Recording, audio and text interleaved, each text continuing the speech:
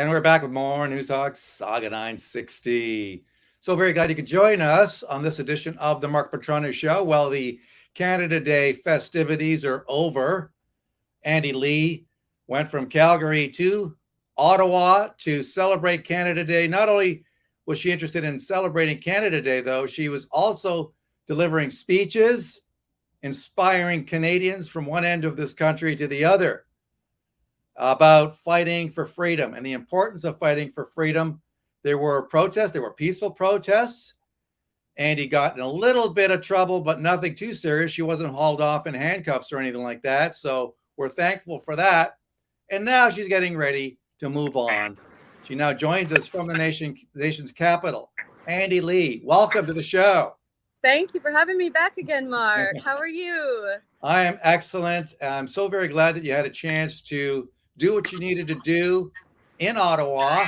You were fearless in attending functions, despite warnings by the likes of Jim Watson, the mayor of that city, suggesting that people like you were bullies and were going to threaten peaceful people in that city. Nothing could be further from the truth. You did the right thing. You enjoyed yourself, and you treated Canadians to some inspiring speeches. What are your thoughts right now as you prepare to leave the nation's capital? Yeah, well, I mean, this Canada Day was really special for me because I got to march in with James Top, and it was really his weekend in my mind. His victory as he crossed the nation and finally, made it to the War Memorial and ended his incredible journey. Was what the weekend was all about for me, and that was really, really special to be right there beside him. Sorry, I'm just outside here. To be right there beside him as he came in. So wonderful moment. The march was about a kilometer long. By the time we reached Ottawa, there was about 1,000 people marching with him. So that was it was a really emotional day. Of course, unfortunately, there was a scuffle between protesters and police. That just devastated me. And we still don't seem to know exactly what happened or who started it. But I was right there. It was a fairly serious confrontation. It looked like there was an officer who was injured. It was so terrible to have that happen at the end of James's march, and I was so angry at myself in retrospect because that same protester is on video with a confrontation. I'm having a confrontation with some residents earlier on in the day. And I wish that I had have seen that video earlier on, so that I could have kept my eye on him, because obviously he was making trouble the entire day. Even though James and everybody was saying, no, we the best reaction is no reaction. Don't let yourself be goaded into a confrontation, and peace was the way forward, and the answer is more violence. But I don't think that really marred in my mind what James accomplished. I walked with him for only one day. I was exhausted after. I can't imagine doing what he did. I wish there had been more coverage of it, of course, by mainstream media, because whether you agree with his message or not, there's no denying that he did an amazing thing. Psychologically, mentally, physically. It takes a certain kind of person, a very special breed of person, to be able to do something like that. So that was amazing for me. And then of course we had Canada Day, and so we had a pretty fun celebration, as fun as we could make it. There was a lot of bylaw officers out, a lot of police were out, of course. But it was pretty much a safe day. There was a couple of minor confrontations as well, between residents and protesters. But most of them that I saw were initiated by the residents. We had a lot of residents, telling us to go home and things like that. Of course, we were having our own festivities down on Wellington Street, so that we weren't disrupting the Le Breton's Flat celebrations. Some people were deliberately sort of coming down to Wellington Street, to try to create conflict, unfortunately. But there was nothing too serious. Our march was massive. It was amazing. It was beautiful. It was a lot of fun. I think it was the biggest one that I've ever seen. And we did have some residents who were throwing some stuff at us from the balconies, and that was, unfortunate to see. And I said, we're going to go how we came in peace, and we definitely tried to do that. And I did, in a small act of defiance, pop up a tent on Wellington Street at the very end of Canada Day. And that did get me into a little bit of trouble with bylaw officers, but they let me get away without a ticket. But we did manage to get a tent up in a little act of defiance because, of course, we had all wanted to go camping this weekend, and we were told that we couldn't do that and that tents weren't allowed. And they really, really freaked out about the camping thing. So, we did manage to sneak a little tent onto Wellington Street in a tiny act of defiance against the city. It was a good weekend. It was just too bad, we couldn't have the speakers that we usually have and things like that, the sound systems. So we didn't get to do our dance party. That was a real shame. And we tried to bring the speakers down off the hill, and then that caused a little bit of a competition with bylaw officers as well. The problem is that most people didn't want to go through the screening. They didn't want to do the screening, the serious security screening to get onto the hill. So they were staying on the street, and we were set up on the hill, but nobody wanted to come in, and then nobody could hear us. So we tried to move our speakers down into the street. And that also got us into a little bit of trouble. There is one fantastic liaison officer, though I don't know what his name is, but I met him during the Rolling Thunder protests. And he's just great at diffusing situations. So we did manage to find a solution where we put the speakers on the other side of the fence, and we were allowed to speak out in the street so that we could talk to the crowd, and the crowd could hear us. So, yeah, I think all in all, it was another great weekend of peaceful protests and a win, Yeah, let's listen a little bit to what it sounded like. This is a tweet by Bernie's Tweets. Canada, on Canada Day, freedom protesters march for Tamara Leach and the organizer of the trucker protest, arrested and detained over the Canada Day weekend as a dissident. We always stand against tyranny. Let's listen.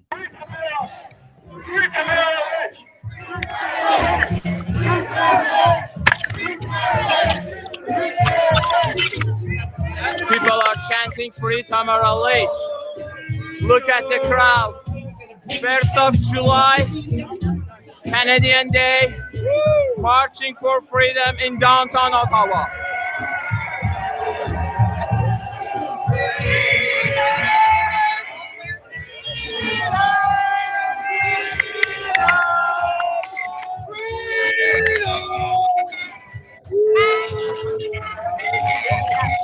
That's a good crowd.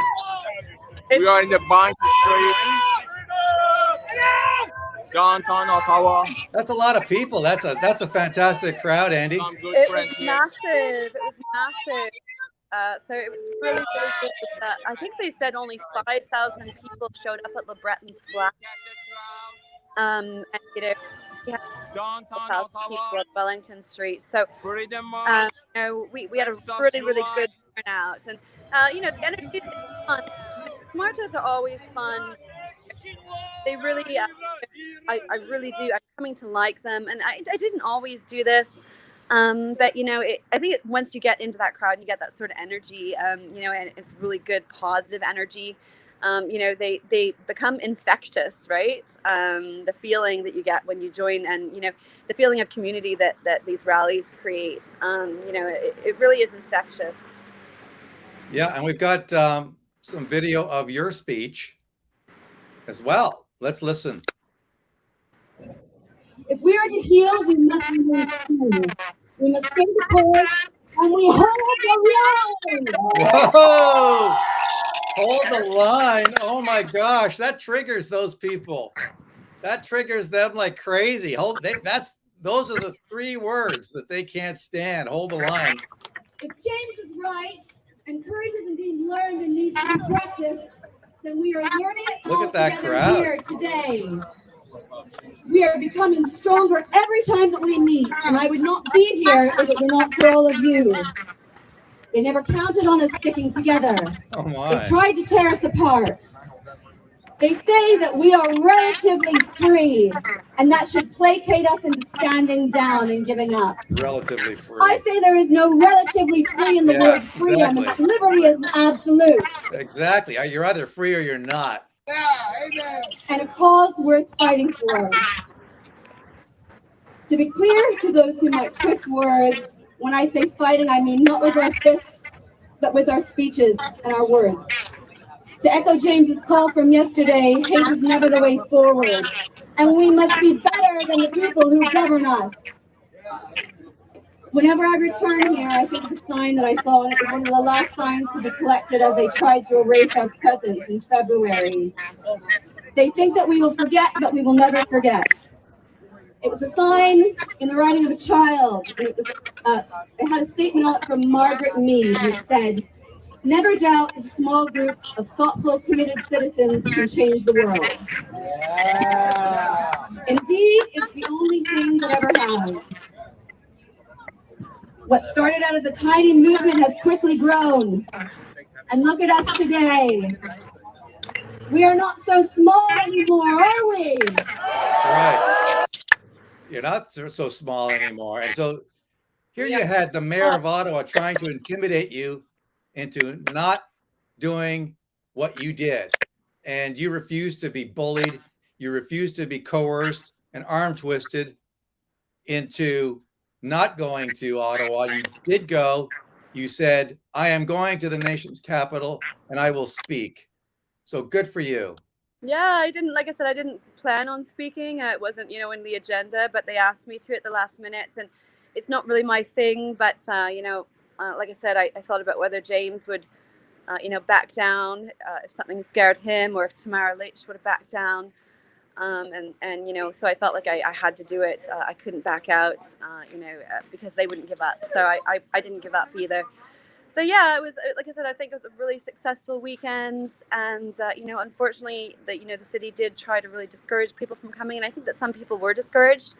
But we did see some tickets handed out, especially for the people who painted "Free Tamara Leitch" in cornstarch and chalk. They were given a ticket by bylaw officers, and the Democracy Fund is going to be fighting that ticket for them. There was some bylaw tickets given out, but cornstarch and chalk washes right off, right? I'm not sure that they really deserve that, but that was quite a spectacular stunt, I thought. And of course, Tamara is back in jail, and so she was on all of our minds today, and she was really prominently, messages about Tamara and Free Tamara were really prominently displayed. MEP Christine Anderson from the European Parliament was going to be here with us, but of course, she's not vaccinated, so she cannot come into our country. She couldn't make the day with the requirements that are still in place. And so she did put out a message to us, though, and who knows, maybe she'll end up turning up at one of these rallies one day.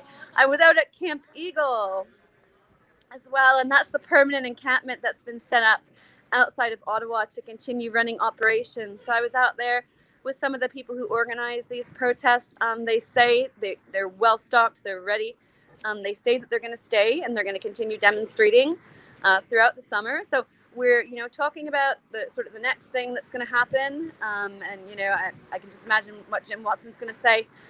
We are discussing maybe doing a camp out in light of the fact that they really, really, really didn't like the camping idea. We are talking about getting a proper demonstration permit and maybe doing a camp out in Confederation Park or something like that. We did unfortunately see one picnic was canceled. There was supposed to be a family day picnic on July 1st held by Police on Guard for Thee. And that was unfortunately canceled because the city started giving them trouble about their permits and asking them, they said that it was a high risk event. It was a family picnic, right? They said that it was a high risk event. They were looking for extra liability insurance and things like that. A couple of hiccups, but I think that with the crazy restrictions that were placed on this weekend, we were told not to shout, right? No shouting. So I think under the circumstances, it was as successful and as fun as we could possibly make it. All right. Andy Lee joining us on Saga 960 on the Mark Petrone Show. Sounds like you've got some other things planned. We're going to be hearing Christine Anderson's comment, birthday greetings to Canada in a minute, but you're actually headed for Montreal right now, right? I am. Yeah, I'm gonna go. I'm gonna go to a city that knows how to have fun. Honestly, Ottawa, just the mood here is just like everything shuts down. Even on Canada Day, last calls were at 10 o'clock. Like, it really does this. It just feels like the city that fun forgot. Like, it's it's really turned into a dismal place, and it's unfortunate because I was born here, and I like to have fun. So yeah, so we're gonna get out of here. We're gonna go down to Montreal and see if we can have some fun down there. If we can't have it here. All right, let's listen to Christine Anderson, who's a member of the European Parliament.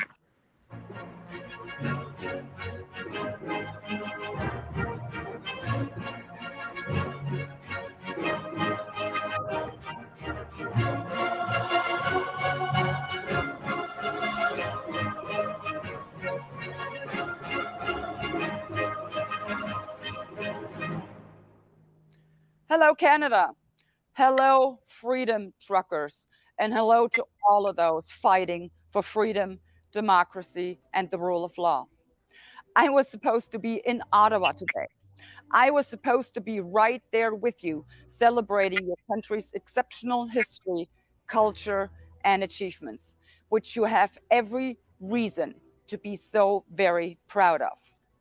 It was a great honor to have been asked to join you today, and I would have loved to be there amongst you, people who I consider the most courageous and bravest people of our time.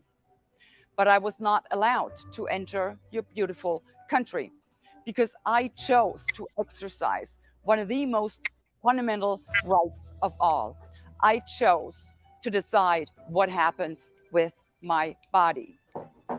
I refused to be injected with an experimental drug, which not only has no benefit whatsoever, but has proven to be downright harmful. Now, while your prime minister embraces the concept of my body, my choice, this apparently only applies when it is about killing unborn babies. After Roe versus Wade has been overturned, your prime minister invited women of the US to come to Canada to have an abortion. Mr. Trudeau, I'm asking you, does this invitation also apply to unvaccinated women? Unfortunately, your once free country, however, has fallen victim to an unscrupulous globalist elite who installed a well-trained puppet to harass, criminalize, and terrorize anyone who will not comply with the agenda of the globalists. And then you, the Canadian truckers, came along and simply said, no, we will not comply. And then something happened that is nothing short of a miracle. You organized the protest, which is possibly the biggest protest of our times that we have seen in a long time. The headlights of your trucks became the light of hope, which worked its way all throughout the world, touching millions and millions of people, inspiring them to stand up and speak out against their governments. The globalist elites attempt to install tyrannical regimes in every single country. You were the one saying, not here and not with us. And even though you, the Canadian freedom truckers, are subject to political persecution and are labeled terrorists, the day will come when your bravery and your determination to fight for freedom will be recognized and you will be granted your rightful place in the history books. To future generations, the Canadian freedom trucker movement will be known as one of the most significant resistance movements of our time. I agree. Who took upon them enormous personal sacrifices to defend and to restore freedom, democracy, and the rule of law for all of us. One of these days, I will come to Canada and I will get to meet my favorite heroic freedom fighters. That's you, So Andy. please, You're on that I list. thank you. Keep up the fight. God bless you. And I'm convinced in the end, we, the people, will prevail. There you go. Powerful stuff. Yeah, she's really got it out for Trudeau. Have you had any contact with her personally? Have you been in touch with her? No, I did. I did mail her, of course, because when I received those nomination papers saying that, Tamara Lich, there was a petition put forward in European Parliament to nominate Tamara Lich for the Nobel Peace Prize. So I did reach out to her to confirm those and to ask, if that was one of her initiatives and if she was sort of behind that, and to get her to comment on it. But she hasn't gotten back to me, so I'm going to try again. We do know that, of course, she met with the Canadian man who put that petition forward. So, I have a feeling that she, has something to do with it. And I think that she probably really, really would like to see that nomination go forward. I would like to see that nomination go forward as well, especially now that Tamara's been rearrested, and is back in jail, unfortunately. So I believe her hearing's on Monday, isn't it? That's probably true. I'm not sure. I think it's on Monday. So I'm going to see if I can possibly get back down here for her hearing. We'll see how that goes, but I just don't know what to say, right? I loved that those protesters snuck in there and painted "Free Tamara" on the pavement, basically right where she was arrested.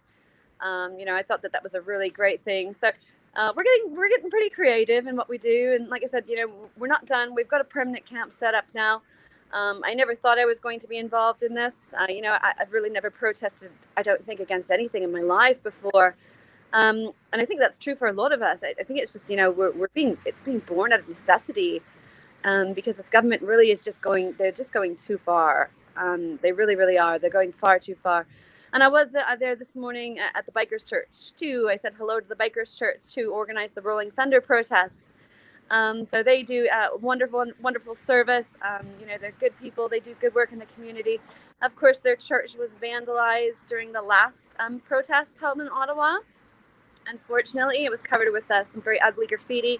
We didn't see any repeats of that this weekend, thank goodness.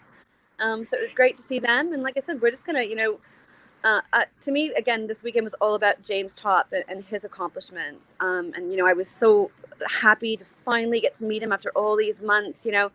I've been talking to his team almost every day or every other day.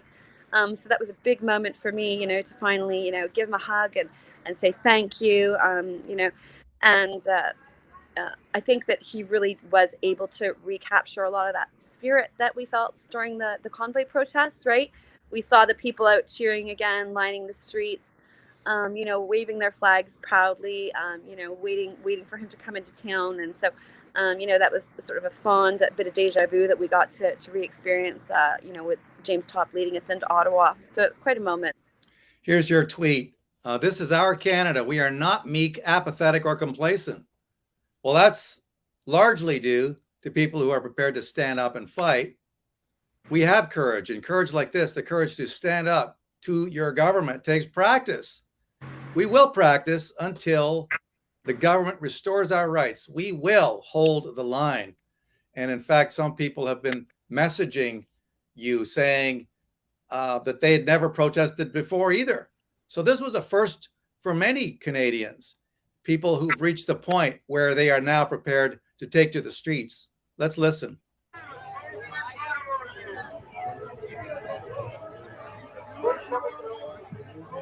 It's a lot of people. A lot of flags.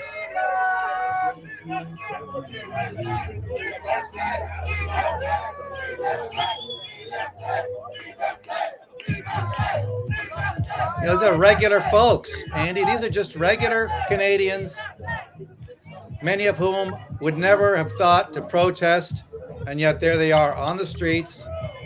These are not radicals. These are not white supremacists or any of this crap, all the stuff that Justin Trudeau labeled his critics as, taking to the streets and demanding freedom. And it is as powerful a thing as you'll ever see in this country. So kudos to you. Kudos to all the people who are on the streets. And thank you for those who messaged as well. Thanks for all you're doing. This is a message to CH, Mark and Andy. Love you guys. Well, we love you too. And I mean, it doesn't stop here, does it, Andy? I mean, this is going to continue because more and more people really see the government as their enemy now. I've been saying this. I've been saying this for a long time now, months and months, saying your government is no longer your friend. It's not somebody you could look to help. Or now your government is your enemy, and you've got to treat them as your sworn enemy because they decided that we were the enemy. They're the ones who picked a fight with us by coming after our rights, by trampling our freedoms, by coming after speech, by confiscating and seizing people's assets, by trampling peaceful protesters, by imposing martial law. They're the ones who picked a fight. And so they got one, Andy. They wanted a fight. They got one. I hope they're happy. We're giving it to them, and we're going to keep on giving it to them. And, I think even at this point, even if they do drop all the quarantine, requirements and the Arrive Can app, and we do need to do a show about the Arrive Can app so we can go through the privacy issues. There's a lot of them. We have to go through that with a fine-tooth comb, the wording. But anyways, I think even at this point, even if they drop all that, people are still going to protest. You know what? They want Justin Trudeau to resign. They want him to resign in disgrace and dishonor. I think that even if they drop everything, that you're still going to get these protests until we get, a change in that office. I can see them continuing. Just people feel so wronged by him and the way that he talked to people and the way that he labeled them and treated them and the way that he created all this hateful rhetoric in our country. People are really, really, really upset. And I don't think that they're going to forgive him. I don't think they're going to stop protesting until, either until we vote him out or he steps down and resigns. That's what they want. Well, let's hope he listens to the people. I don't think he's going to listen to the people. Why would he? He's never done that in the past. He doesn't care about people, not Canadians. I mean, his comments about the country, again, another Canada Day in which he had very little good to say about the country. I mean, think about it. This is a guy who was born in the lap of luxury and privilege, right? Of all people in this country who should be grateful for Canada, this guy should be on his knees thanking this country. And instead, he's taking money to wreck the place. Think about that. Here's a guy who was given everything from birth, handed to him. A trust fund baby. Never had to worry about where his next meal came from. Never had to work. Never had to do anything except just exist, just breathe. Here's a guy who should be thanking Canada every day of his life for all the great stuff that was given to him for nothing. And instead, he takes a wrecking ball to the place. Instead, he focuses on wrecking the Canada because he thinks it'd be cool to be leader of his own little fiefdom, full of serfs, where he has a say over what everybody else does, including their own bodily function. He doesn't even believe you have the right to decide what goes into your own body. He thinks you're property of the state. He thinks you belong to the state like livestock, like a cow or a horse or a goat. He thinks you're nothing more than a piece of property to be told what to do and when to do it. That's what kind of a slime ball is running this country, and I'm sick of it. I'm sick of it. I think we're all sick of him. I think we're all sick of him. I think even, his own cabinet's sick of him, right? I mean, come on. So, like I said, I think that even if all mandates are dropped, I can still see protests continuing because these people are just so disenchanted with Justin Trudeau and the way that he's approached this and what he's done to them. They really feel like they've been wronged, and I agree with them. I do think that they have been wronged. I don't think anything will be good enough for them. They want to see him resign for what he's done to this country. Well, I think he'll go kicking and screaming. Yeah, he's owned by the people who have been paying him off. And I don't think he's finished wrecking the country yet. And so he's going to stick around until he's 40. You know what? This guy will have to be dragged out kicking and screaming. This guy will have to be thrown out on his ass. Well, I mean, he belongs in prison. Goes, right? He belongs in prison, Andy. I mean, he knows it. We'll see how the Emergency Act inquiry goes. That's still ongoing. And we'll see how the Brenda Lucki scandal goes. So, I mean, those are two, big strikes against him right now. I mean, they've got bald You space know, crying for yeah, why as long as Jugman continues to prop that guy up, so, I mean, we have like the lowest, we have like subhumans running this country right now, like vermin. We have vermin running the country, a good country, a decent country full of millions of decent people. And we have a scumbag running the place, an absolute slime ball. Anyway. He's not my favorite person. I'm going to go here. I've got to get to Montreal. But I'm sure. Oh, okay. I understand. You got to go to Montreal. You're going to have a good time over there. Thank you so much for coming. I mean, it's great to talk to you again. Congratulations on everything you did. I know that a lot of people appreciate it, and enjoy the rest of your time before you get back home. I'm sure this is not the last time I'm going to be in Ottawa. I'm pretty sure I'm going to be back here before too long. We've got some work. Well, if Mayor Watson has nothing to say about it, then he'll perhaps you will. I'm sure he's not a big fan of yours. No, I dare say he's not. He doesn't follow me or anything like that, not officially. So yeah, no, I'm fast becoming one of his worst nightmares, I think. Good, because he's our worst nightmare, or well, one of them anyway. Yeah, and he lied too during the protest, right? I mean, he got up there and lied about the arson and all of that. He never said sorry.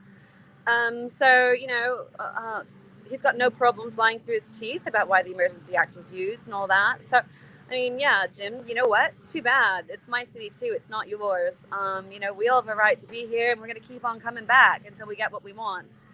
We're not going to give up.